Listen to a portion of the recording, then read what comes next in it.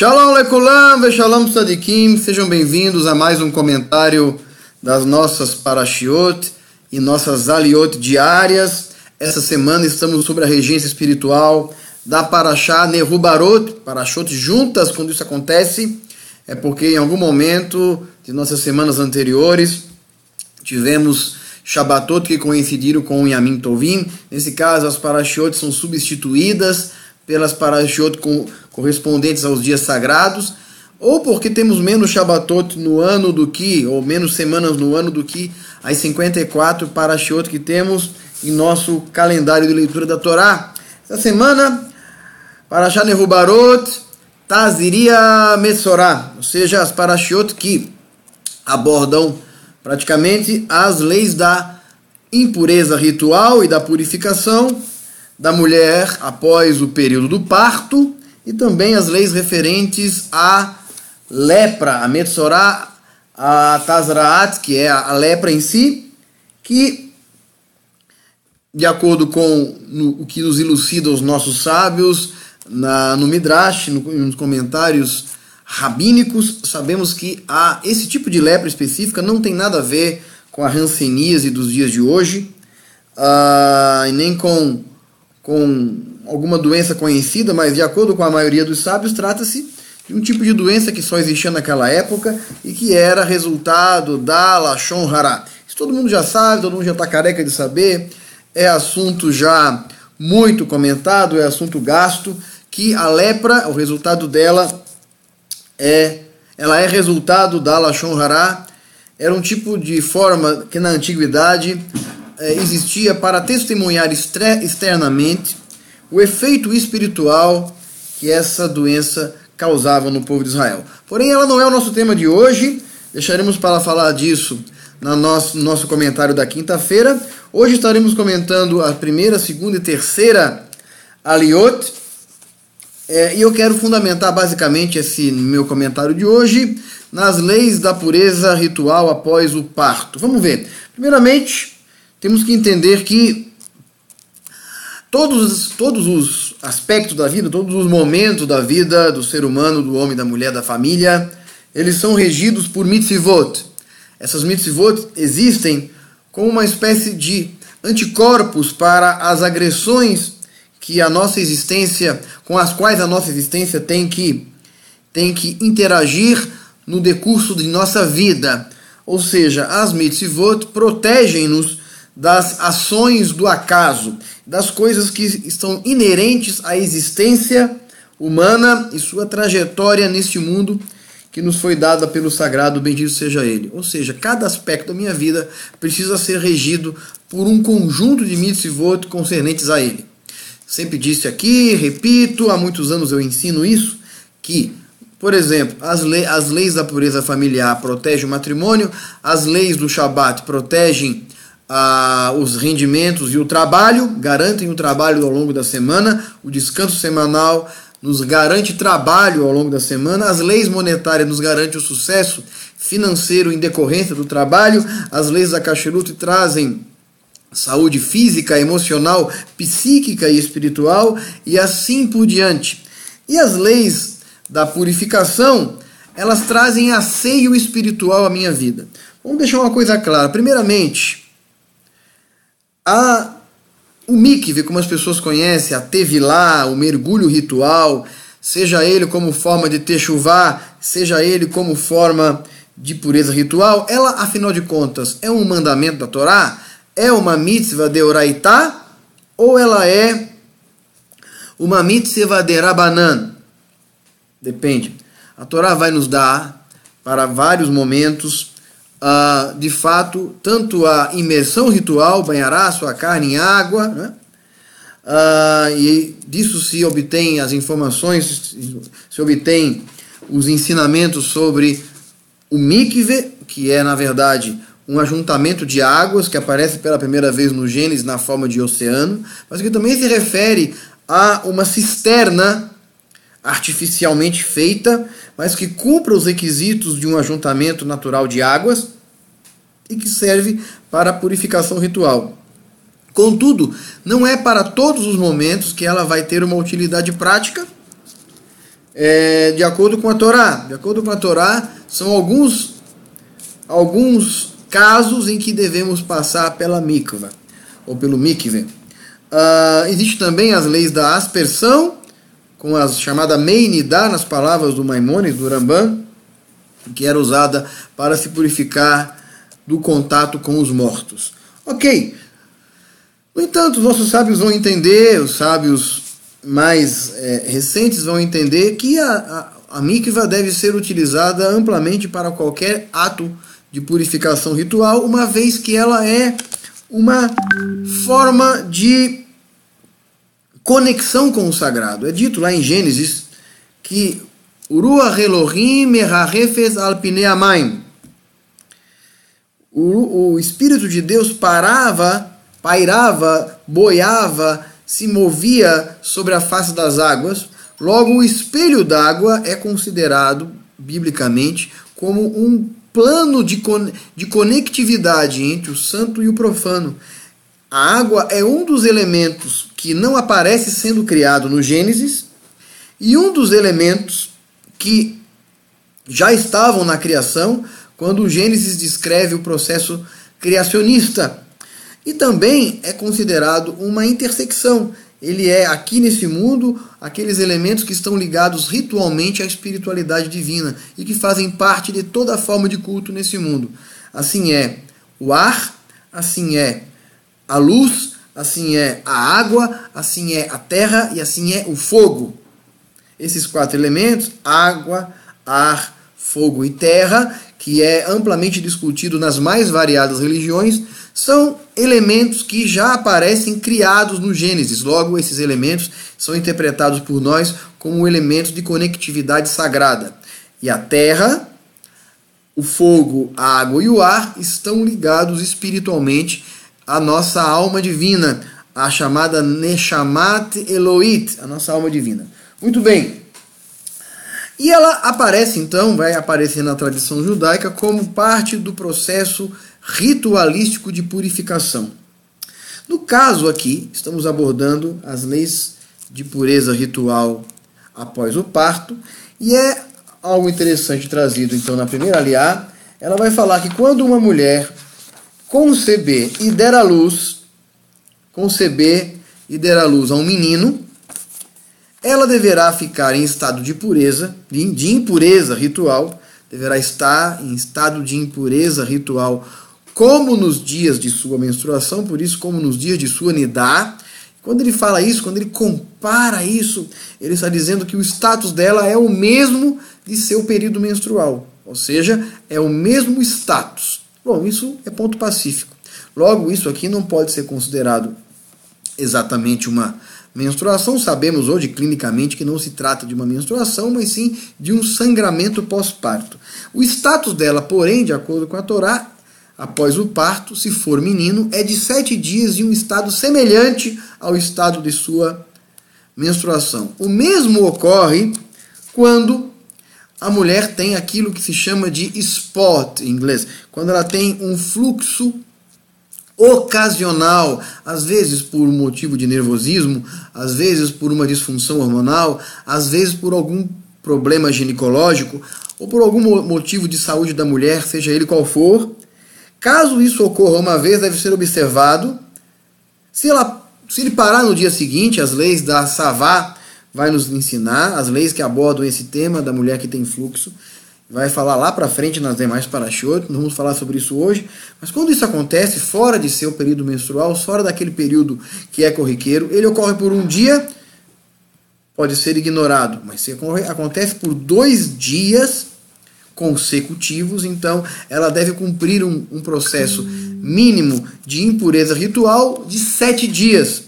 E nesse período ela estará igualmente em status de impureza semelhante ao período de sua menstruação, muito embora para esse caso não haja necessariamente a mesma condição. Ou seja, a condição espiritual é a mesma, mas fisicamente são diferentes.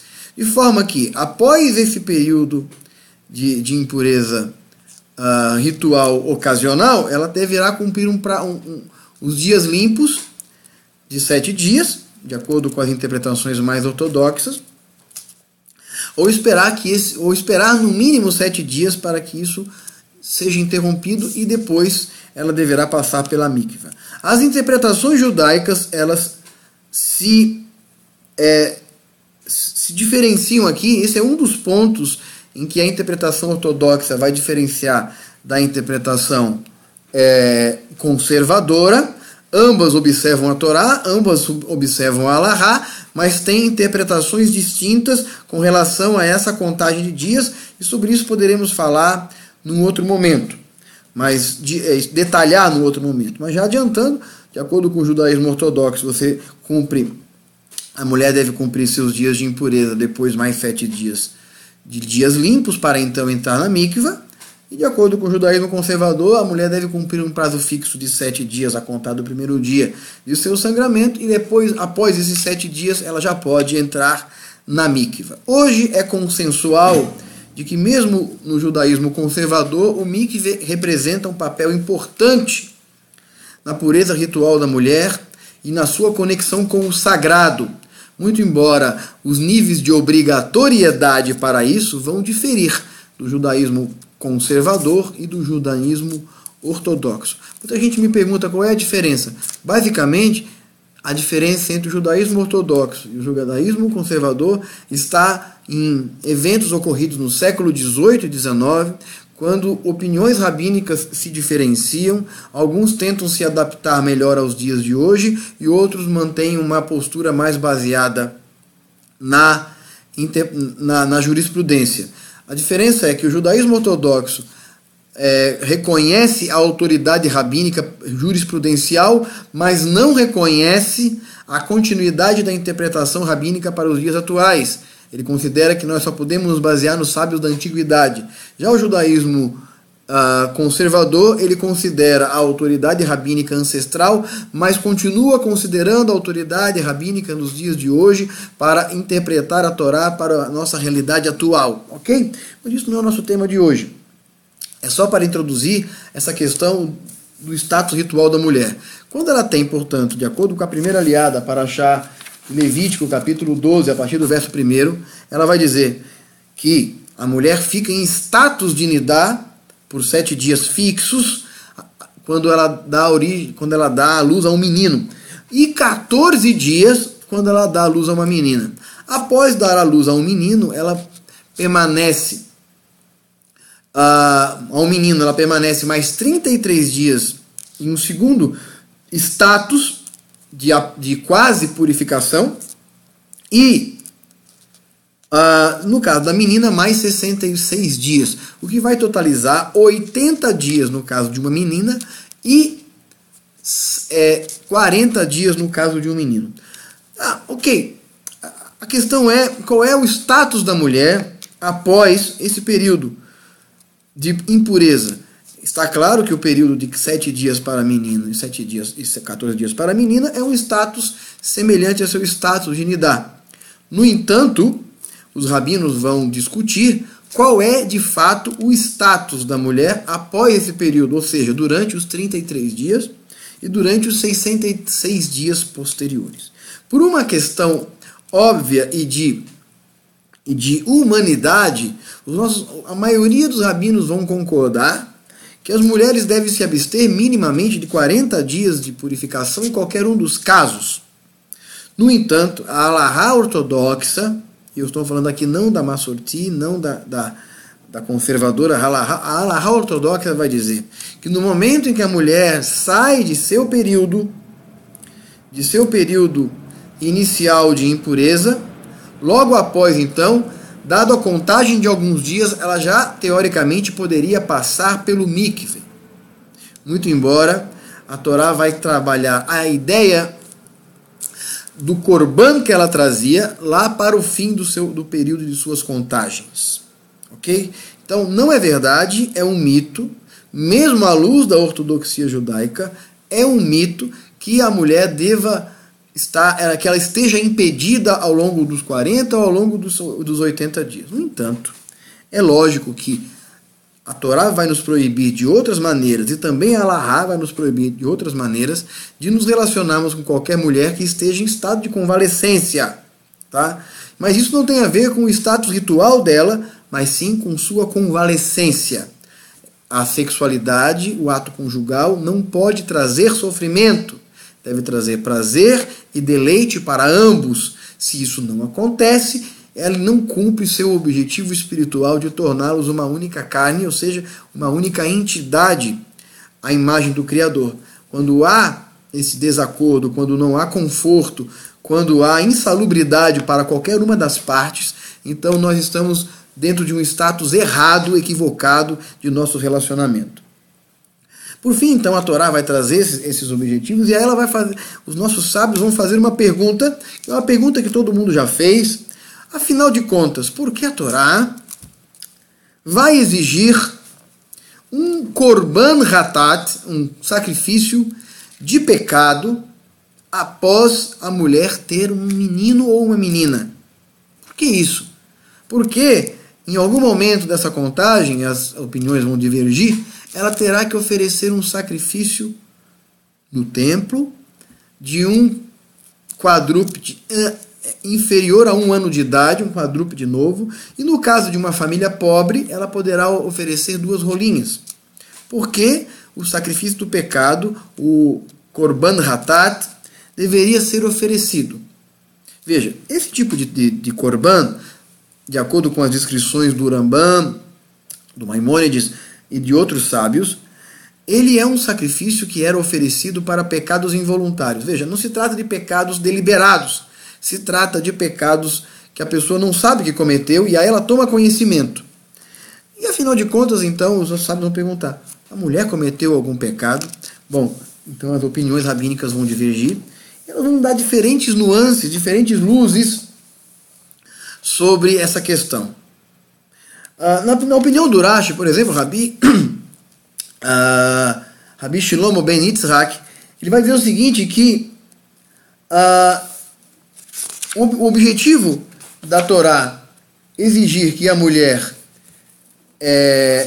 ofereça um sacrifício em função, aliás, não é o Rashi, mas vou tentar isso, é o Rambam, o Rabi Nachmanides, Rabi Moshe ben Nachman, ele vai dizer, o Rashi vai dizer diferente, né?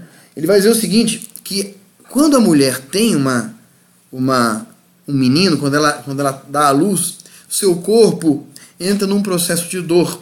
E essa dor leva a mulher a não desejar mais o seu marido por um tempo e a desejar não ter mais relações maritais com ele por algum momento. Ela o rejeita. Naturalmente, o corpo da mulher passa por um período de convalescência e esse período de convalescência gera um bloqueio nela totalmente natural que faz com que ela rejeite por um tempo o seu marido. Na visão da Torá, a sexualidade, assim como todos os demais prazeres da vida, não são considerados pecaminosos, são considerados mitzvot. Nós obtemos e praticamos e estabilizamos e harmonizamos a nossa sefirá do Tiferet através do prazer. Os prazeres da vida, os prazeres do sabor, os prazeres daquilo que ouvimos, o prazer daquilo que vemos, o prazer daquilo que sentimos, com os nossos 5 sentidos, são parte das mitzvot que cumprimos com o sagrado. Podemos comparar isso com aquilo que o Nazir fazia após entregar o seu sacrifício. O Nazir precisava trazer um sacrifício pelo pecado após entregar o seu voto de Nazireu, durante o qual ele se absteria de qualquer produto da uva, do vinho e de qualquer produto de uva, até de bagaços de uva. Como ele se absteve de prazer, mesmo dentro de um neder, de um voto, ele deveria, após isso, oferecer um sacrifício de pecado, porque abster-se do prazer é considerado uma transgressão. Não uma transgressão de fato, mas o sacrifício que ele oferece traz a ele a noção de que, de fato, abster-se daquilo que o sagrado nos dá também pode nos levar à transgressão.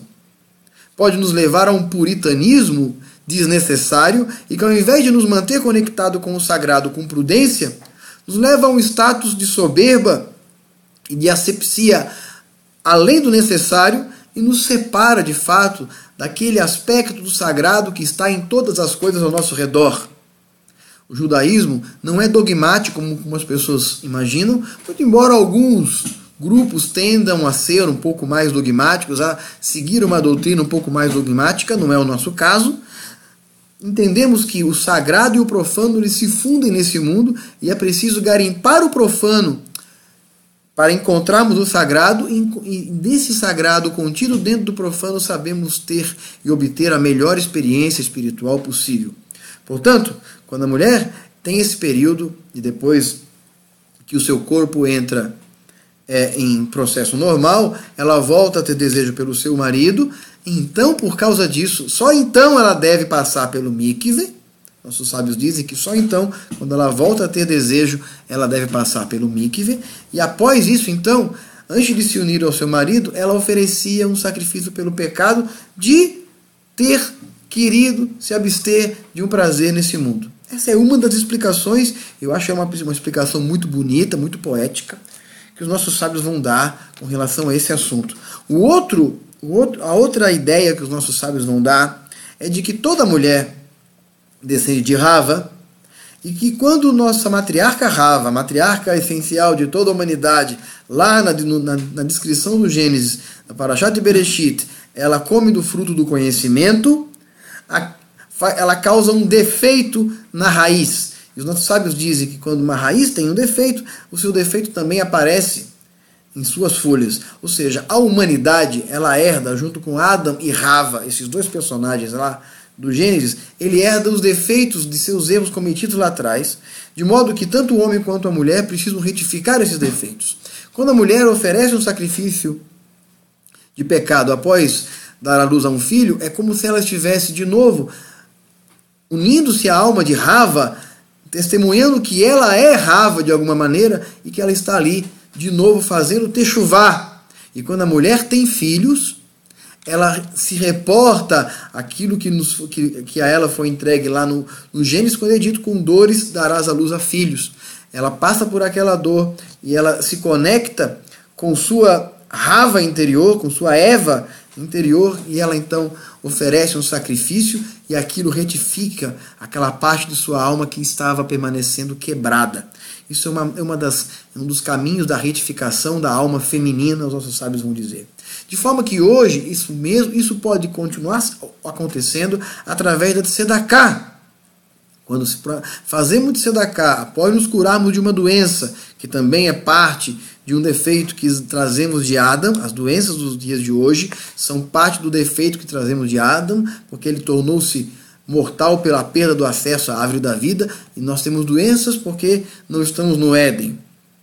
E aí, quando fazemos isso, estamos retificando, estamos reconhecendo o Adão que existe dentro de cada um de nós. Estamos retificando esse aspecto dele através da tzedakah, através da bondade, do hesed, da tefilá, da dedicação eterna, da techuvá. Ok? E a terceira explicação é a explicação talvez mais lógica, mais próxima da compreensão de nossa realidade. É a gratidão. Todá. Quando trazemos vida a esse mundo, nos fazemos semelhante ao Criador, produzimos vida. E quando o Criador produziu vida nesse mundo, ele deu a essa vida todo o seu sustento. Ele criou os pássaros, mas ele também criou os alimentos para os pássaros. Ele criou as plantas que alimentam os pássaros, mas também criou os nutrientes na terra para alimentar as plantas que alimentam os pássaros e também os animais que alimentam o homem, assim sucessivamente. Ele criou toda uma cadeia de necessidades e de suprimentos a essas mesmas necessidades, de forma que quando trazemos vida a esse mundo, nos assemelhamos ao Criador e também temos que oferecer a esse mundo algo de nós, algo que custe, algo que tenha algum preço, para de uma certa maneira manifestarmos nossa gratidão ao Todo-Poderoso por nos ter permitido usufruir de um bem tão valioso, como por exemplo o de gerar um filho. Aquele filho gerado trará prazer, trará amor ao meu coração, trará realização. E é óbvio que todas as vezes em que um bem desse mundo chega às minhas mãos, ele precisa ser retificado, ele precisa ser cacherizado. E o objetivo desse corban era também cacherizar esse filho, cacherizar a minha experiência de ser pai ou de ser mãe, e agradecer o Criador por ter me permitido alcançar essa etapa da vida. Que essa compreensão possa nos levar à ideia e ao entendimento de que tudo merece nossa gratidão. Precisamos aprender a ser gratos, gratos na prática, não apenas gratos na boca, não apenas agradecer ao Eterno, que é fundamental, mas também de sermos gratos ao Eterno através da prática da justiça, da tzedakah e do hesed, da bondade. Por hoje é só, a gente vai ficando por aqui. Eu quero avisar você o seguinte: se você quiser, se você gostou desse vídeo e se você quiser nos ajudar, se você é membro do nosso canal, se você já é inscrito nele, eu convido você a acessar o link que temos aqui embaixo na nossa descrição, onde está lá Ajude-nos, e você será encaminhado para um link onde você poderá fazer sua contribuição, caso você deseje, ok? Não é obrigado, esses vídeos são gratuitos, mas caso você queira nos ajudar com qualquer valor, será muito bem-vindo, e que desde já o Eterno abençoe você e lhe dê toda a bênção, prosperidade, sucesso em todos os seus atos, e que a Brahá e a Shalom Bait nunca se afaste de você e de sua porta. Que o Eterno abençoe a todos. É isso. Shalom lekulam, ve shalom tzadikim.